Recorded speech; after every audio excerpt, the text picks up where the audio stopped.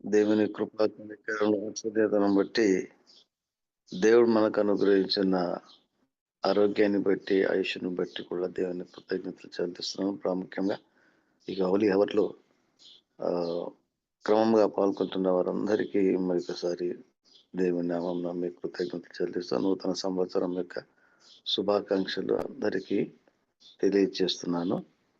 ఆయా కారణాలు బట్టి, ఆ సందర్భాలను బట్టి, అనారోగ్యతను బట్టి కూడా రాలేకపోతున్న పరిస్థితులు ఉంటున్నాయి. అయినప్పటికీ దేవుని కృప మమ్మల్ని వెంటాడుచు ఈ విధముగా ఈ యొక్క ప్రార్థన సహవాసంలో పాల్గొంటున్న మీకందరికీ దేవుని కృప మెండుగా తోడై ఉండును గాక. కొన్ని విషయాలు మనం జ్ఞాపకం చేసుకున్నాం. నూతన సంవత్సరంలో దేవుడు మనల్ని ప్రవేశింపచేసినాడు. కీర్తన గ్రంథం 65:11లో వాక్య భాగాన్ని మనము జ్ఞాపకం చేసుకుంటున్నాం. సంవత్సరమును నీ దయా కిరీటమును ధరింపచేసి ఉన్నావు. ఒక నూతన సంవత్సరాన్ని మన జీవితంలో దేవుడు మనకు అనుగ్రహించినాడు. గత సంవత్సరం మనం జ్ఞాపకం చేసుకుంటే ఆ సంవత్సరం 2025లో దేవుడు మనల్ని ఏ విధంగా కాపాడినాడు. అలాగే దేవుడు కష్టంలో, ఇబ్బందులలో, సమస్యలలో దేవుని కృప మనల్ని ఏ విధంగా వెంటాడినదనే విషయాన్ని మనం జ్ఞాపకం చేసుకున్నప్పుడు మనం ఎంత కృతజ్ఞత కలిగిన జీవితం మనం కలిగి ఉన్నామా లేదా అనే విషయాన్ని మనం జ్ఞాపకం చేసుకోవాలి. మన జీవితం, మన ఊపిరి, మన శ్వాస అంతయు దేవుని చేతిలో ఉన్నది. మనం ఎంత అపనమ్మకంగా లేక దేవుడు చేసిన మేళ్ళ కృతజ్ఞత చెల్లించలేక ఉన్న పరిస్థితుల్లో కూడా దేవుడు తన ప్రేమను మన ఎట్లా వెల్లడిపరుస్తున్నాడు. ప్రేమ స్వరూపి, ప్రేమ మూర్తి వహించిన దేవుడు, ప్రేమ కలిగిన వారుగా ఉండడని దేవుడు ఆజ్ఞాపిస్తున్నాడు. దేవుని ప్రేమ దేవుని ఎట్లా ప్రేమించాలి, దేవుడు మనల్ని ప్రేమిస్తున్న విధంగా దేవుని ప్రేమించాలి. దేవుని ప్రేమించడానికి గుర్తు ఏంటంటే దేవుని క్రియ చేయుటే దేవుని ప్రేమించుట. దేవుని క్రియ అంటే దేవుడు మనకి ఉపదేశించినాడు, ఆజ్ఞాపించినాడు, దాన్ని చేయటం ద్వారానే మనం దేవుణ్ణి ప్రేమించగలం. మనం భక్తి గలవారు మనం అనుకోవడం కానీ లేక ఇతరులను మనం బేరీజు వేసుకుంటూ వారికంటే మేము భక్తి గలవారం కదా అన్న ఆలోచన, శాస్త్ర పరిచయం వంటి ఆలోచనలు మనం కలిగి ఉండగా దీనత్వం కలిగిన వారంగా ఐఎమ్ నథింగ్, దేవుని పరిశుద్ధత చేయట నా జీవితమే పట్టిది. పరిశుద్ధ దూతలు సహితము ఆయనను సమీపింపరాని తేజస్సులో ఉన్న దేవుడు, ఆ దేవుడు మానవులను రక్షించడానికి ఏ విధంగా తాను తగ్గించుకున్నాడో, దీనుడుగా లోకంలోకి వచ్చినాడు. అది మనం జ్ఞాపకం చేసుకున్నాడు ఎల్లప్పుడు, ఎవ్రీడే. ఆ పరిశుద్ధుడు ఈ దీనుని ఈ యొక్క పాప ఊబిలో పడిపోయిన మానవుని రక్షించడానికి లోకంలోనికి వచ్చాడు కదా. మరి ఇంతగా దేవుడు నన్ను ప్రేమిస్తుంటే దానికి ప్రతిస్పందనగా నేను ఏ విధంగా దేవుని ఆజ్ఞకు లోబడుతున్నాను. దేవుని ఆజ్ఞకు లోబడడం దేవుని ప్రేమించడం. అంతేగాని నేను మిమ్మల్ని ప్రేమించిన విధంగా, నేనైతే మిమ్మల్ని ఏ విధంగా ప్రేమించుతున్నానో ఆ విధంగా మీరు ఒకరి ఎడల ఒకడు ప్రేమ కలిగిన వారముగా ఉండుడి అనే ఆజ్ఞ ఇస్తున్నాడు. ఈ ఆజ్ఞను ఎంతవరకు మనం పాటిస్తున్నాం? మనమే ప్రేమించుకోవడం, లేకుంటే మనమే చూసుకోవడం, మన సొంత వారిని కూడా మనం ప్రేమించలేని వారు ఉంటున్నాం. ఇతరులను ఏ విధంగా ప్రేమిస్తాం? మీ శత్రువులను ప్రేమించుడనే ఆజ్ఞ. మేము ద్వేషించే వారిని ద్వేషించకుడి అనే ఆజ్ఞ. ఇది మన జీవితంలో పాటిస్తున్నావా?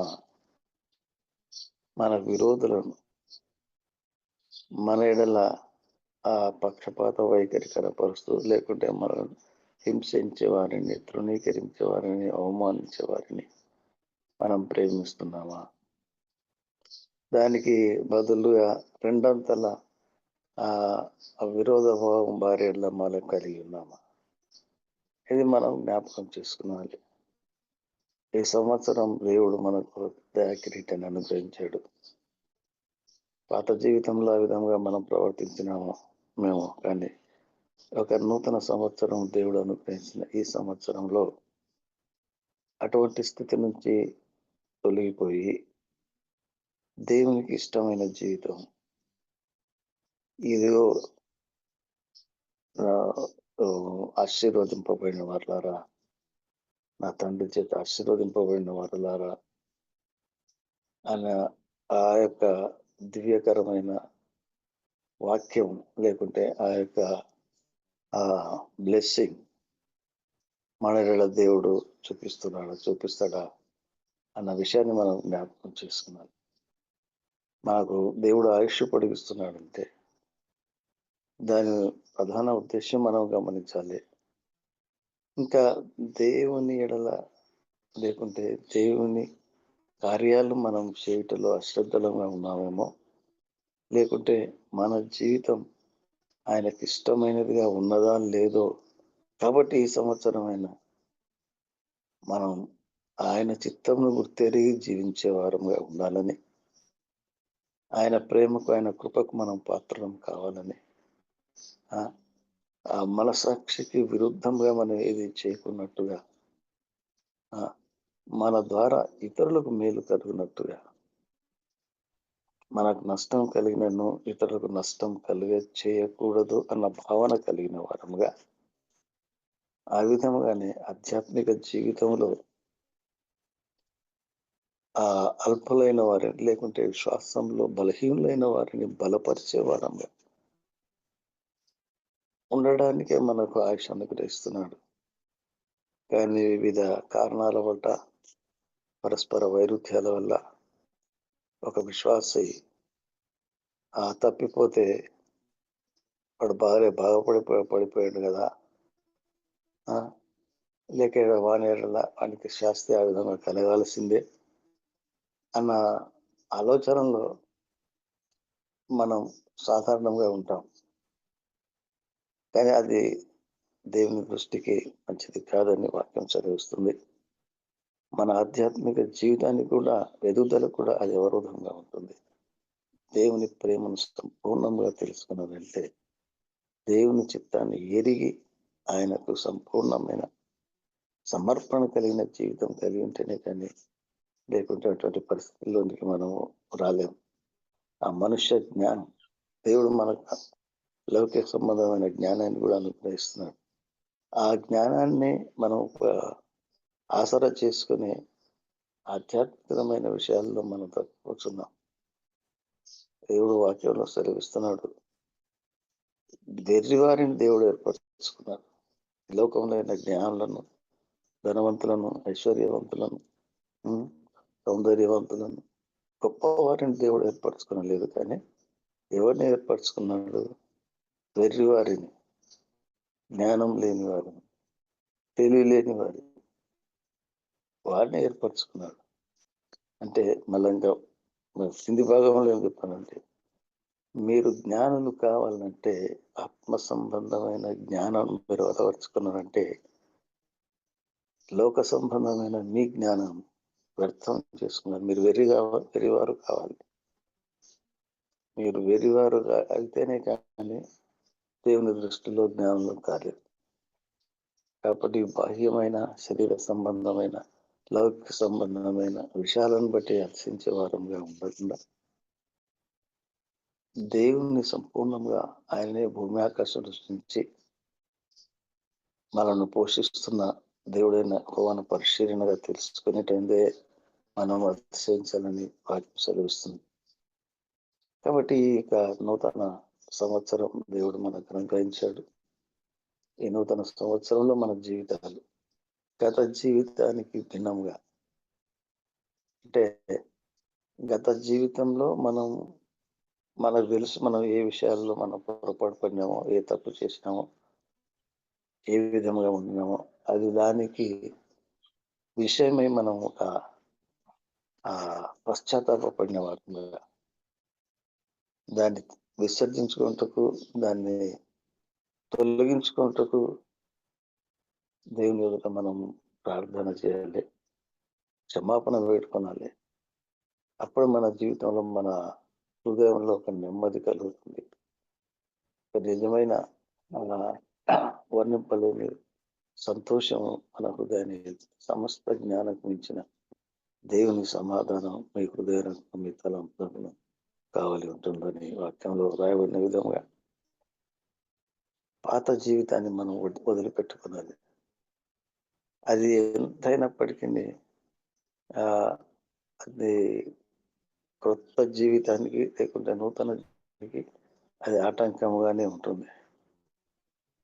పులిపిండి మనం విషయంలో గమనించినట్లయితే కొంచెమైనను ముద్దంతా పులియ చేయనని వాక్యం సెలవిస్తుంది. ఒక చిన్న పొరపాటు, ధర్మశాస్త్రం అంతా నెరవేర్చిన వాడమైనప్పటికీ ఒక ఆజ్ఞను నువ్వు మీరినట్టయితే ధర్మశాస్త్రం నెరవేర్చేవాడు కావు అని వాక్యం.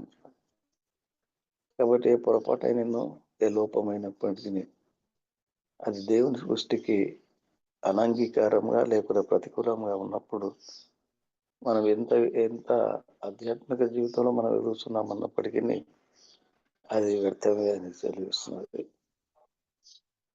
కాబట్టి పులిపిండి సంబంధమైన దాన్ని కాక విసర్జించి నూతన ముద్ద ఒకటికి క్రీస్తు యేసునందలి శ్వాసం ద్వారా ఉన్నతమైన స్థితిలోనికి దేవుడు మనం పిలుస్తున్నాడు. కాబట్టి ఆ విధముగా మన ఈ జీవితాన్ని ఈ సంవత్సరంలో సరి చేసుకుంటూ దేవుడు మనకు సహాయం దయచేయునుగాక. అలాగే ఎఫ్ఎస్సి పత్రికల్లో మనం గమనించినట్టయితే మునుపటి వాటిని విడిచిపెట్టండి, కొత్త వాటిని. మునుపటి ప్రవర్తన విషయంలోనైతే మోసకరమైన దురాశల వలన చెడిపోవు మీ ప్రాచీన స్వభావమును విసర్జించి ఆ నీతియు భక్తియు కలిగిన వారమై అంటే నీతియు యథార్థమైన భక్తి కలిగిన వారమై దేవుని పోలికగా సృష్టింపబడిన నవీన స్వభావాన్ని ధరించుకున్నారు. దేవుని పోలికగా పుట్టిన నవీన స్వభావాన్ని మనం ధరించుకున్న బదులమైనామని వాక్యం సెలవిస్తున్నది. దేవుని మహాకృపను బట్టి మనకు అనుగ్రహించిన ఆయుష్ను, ఆరోగ్యాన్ని,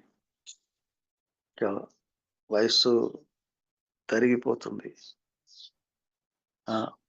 పొగ ఎగిరిపోతున్నట్లుగా మా దినములు తరిగిపోతున్నవి. పొగ ఎట్లా బయటకు ఎగిరిపోతున్న దినాలు కూడా తరిగిపోతున్నాయి. సంవత్సరాలు గతించిపోతున్నాయి. అంటే ఒక్కొక్క దినం, ఒక్కొక్క సంవత్సరం మన జీవితంలో దొరికిపోతుందంటే అది మనం వీఆర్ హెడింగ్ టువర్డ్స్ మన ఆయుష్ అంతానికి మనం సమీపంగా అయిపోతున్నాం. ఇంకను మనం పాత స్థితిలోనే మనము ఉంటే దానికి మూల్యం మనం చెల్లించక తప్పదు. యథార్థమైన జీవితం కలిగి ఉండాలని దేవుడు ఆశిస్తున్నాడు. క్రీస్తు వలె మనం అన్ని విషయంలో ఎదుగుటకు, క్రీస్తు యేసునకు సమానమైన సంపూర్ణత, ఆ స్థితిలోనికి ఎదగాలని దేవుని బిడ్డలకు నా తండ్రి అపోస్తలుడైన పౌలు విధంగా సెలవిస్తున్నాడు. అపోస్తలుడైన పౌలు యొక్క జీవితాన్ని అతడు ఎంతగా దేవుని కృపకు పాత్రుడైనాడు. ఏమంటాడంటే, నేను క్రీస్తును పోలి నడుచుకున్నట్టుగా మీరు నన్ను పోలి నడుచుకోండి. ఇది ఎంత గొప్పనైన విశ్వాసంతో కూడిన ఆయన కలిగిన ఆధ్యాత్మిక జ్ఞానాన్ని బట్టి పలికిన మాట. ఎవరైనా మనం చెప్పగలరా? నేను క్రీస్తు పోలి నడుచుకున్నాను కాబట్టి మీరు నన్ను పోలి నడుచుకున్నది. ఆయన క్రీస్తు పోలి నడవడానికి ఆయనకు పొందిన శ్రమలు ఎన్ని ఉన్నాయి. ఆ శ్రమలను మనం జ్ఞాపకం చేసుకుంటే, ఇదిగో ఎన్నోసార్లు యూదుల చేత, కొరడాల చేత, రాను వారి చేత, కొర్రాల చేత కొట్టబడినాడు. నదులలో సముద్రంలో ప్రయాణం చేసేటప్పుడు ఇబ్బందులు అన్నీ చెప్తూ ఏమిటంటే తర్వాత ఇన్ని శ్రమలు ఆయనకు అనుభవించినప్పటికీ లాస్ట్‌లో ఏమిటంటే కపట సహోదరుల వలన కూడా నేను శ్రమ అనుభవిస్తేనే. అన్యజనుల చేత వారి చేత శ్రమ అనుభవించిన దాన్ని శ్రమ అనుభవించుకోలేదు కానీ క్రీస్తు కొరకు నేను పడిన ఆ శ్రమ దాన్ని అంత అనుకోలేదు కానీ కపట సహోదరుల వలన కలిగినది శ్రమ. దాని గురించి ఆయన ఎక్కువ బాధపడినట్టు చూస్తున్నాం. కాబట్టి క్రైస్తవ విశ్వాస జీవితం ఎంత ఆహ్, ఆహ్, కష్టమైనది. అయితే దేవుని కృపను బట్టి ఆ విధంగా నడుచుకుంటా ఎంత శ్రేష్టమైనదో మనం జ్ఞాపకం చేసుకొనవలసిన వారమై ఉంటున్నాం. నూతన సంవత్సరం దేవుడు మనకు గ్రహించిన దయా కిరీటం. హ్మ్. రాజులైన యాజక సమూహంగా మనల్ని చేసినాడు. రాజులనుగా యాజక సమూహంగా ఆయనతో పాటు ఆయనతో కూడా ఉండడానికి దేవుడు మనకి ఏర్పరచుకున్నాడు. ఆ యొక్క కృప దేవుడు మనకు నేను యేసు రక్తం చేత కడగబడినాను. నేను యాజక సమూహంలో నేను చేర్చబడినానన్న సంతృప్తి కాక దాన్ని వ్యక్తీకరించే వారంగా ఉండాలి. We must show our love in action. అది లేకుంటే ఉపయోగం లేదు. హ్మ్. దేవుని ప్రేమలో, దేవుని కృపలో మనం ఎదుగుచున్నాము అనడానికి తార్కాణం మన జీవితంలో కలిగే మార్పే. అదే ఒక నిజమైన కొలబద్దగా ఉంటుంది. కాబట్టి ఈ దినాల్లో ఈ చివరి అంటే నూతన సంవత్సరంలో మన జీవితాలలో ఒక పరివర్తన గుణాత్మకమైన మార్పు మన జీవితంలో కలిగి ఉండడానికి ఈ సంవత్సరం అంతటిలో గత సంవత్సరంలో చేసిన మేలన్నిటిని తలపోసుకోవడానికి గత సంవత్సరం మనం చేసిన పొరపాట్లన్నిటిని సరిదిద్దుకోవడానికి దేవుని సంపూర్ణమైన చిత్తాన్ని తెలుసుకోవడానికి దేవుని సన్నిధి నిత్యం అనుభవించడానికి దేవుని ప్రేమను వర్ధిల్లడానికి దేవుని చేత పొందిన ఆశీర్వాదాలను మనం ఇతరులతో పంచుకోవడానికి దేవుని ప్రేమను ఇతరులతో పంచుకోవడానికి అలాగే మనలను మనం వెర్రివారముగా అంటే ఏమి తెలియని వారముగా మనం గుర్తెరుగుటయే అది నిజమైన అజ్ఞానాన్ని గుర్తు. మన అజ్ఞానాన్ని తెలుసుకుంటే అది అదే నిజమైన జ్ఞానం. మన అజ్ఞానాన్ని మనం తెలుసుకోలేము. తెలుసుకున్న మనమే జ్ఞానులం అని అనుకుంటాం. లేకుంటే మనమే భక్తి పరులం అని అనుకుంటున్నాం. కానీ అది వ్యర్థమే. కాబట్టి దేవుని మహాకృపను బట్టి దేవుడు అనుగ్రహిస్తున్న ఆయుష్ని మనం నిరర్థకం చేయక ఆటపాటలతో మనం కాలాన్ని వ్యర్థపరుచుకొనకుండా ఇశ్రాయేలీయుల జీవితంలో మనం గమనించినట్టయితే విమోచింపబడిన వారే, దాసత్వం నుంచి బయటికి రాబడిన వారే అరణ్యంలో ఉంటూ నడిపించిన దేవుని కూడా విస్మరించి తినుచు త్రాగుచు కూర్చుంటే ఆడుటకు లేచిరి. వారు తినడానికి త్రాగడానికి కూర్చున్నారు, ఆడటానికి లేచిరి. అదే కాదు దేవుడు మనం ఆశిస్తున్నది. ఆడంబరమైన ఆ విషయాలకు ప్రాధాన్యత ఇచ్చే వారముగా ఉండకుండా ఆత్మ విషయమే దీనులైన పరిస్థితి మనం కలిగి ఉండడానికి ఆ దేవుడు మనకు ఈ సంవత్సరంలో సహాయం చేయనుగాక. అటువంటి నా దగ్గరికి వచ్చేవారిని నేను ఎంత మాత్రం త్రోసివేయనంటాడు. కాబట్టి మనం ఏమంటున్నాం, మనం దేవుని దగ్గరికి ప్రభు దగ్గరికి రాకపోవటం ద్వారా ఆయన మనకు సిద్ధపరిచిన ఆ యొక్క ఆశీర్వాదాలను కానీ ఆ యొక్క బహుమానాలను కానీ ఆ కిరీటాలను కానీ మనం పొందలేకపోతున్నాం. ఈ లోకంలో దేవుడు మనకు సమస్తాన్ని అనుగ్రహిస్తున్నాడు కానీ అది మన సామర్థ్యాన్ని బట్టి మనం పొందుకుంటున్నాం అన్న ఆలోచన కాక ఆయన కృపను బట్టి మనం పొందుకుంటున్నాం అన్న విషయాన్ని మనం గుర్తెరిగిన వారంగా ప్రాముఖ్యంగా మన జీవితాలు ఆధ్యాత్మిక జీవితం ఏ విధంగా ఉన్నది మనకు తెలుసు, మన అంతరంగానికి తెలుసు. వాటిని మనం తొలగించలేని పరిస్థితిలో ఉంటున్నాం కాబట్టి వాటన్నిటిని విసర్జించి తేజస్ సంబంధమైన యుద్ధోపకరణలు ధరించిన వారంగా దేవుని చిత్తాన్ని నెరవేర్చే వారంగా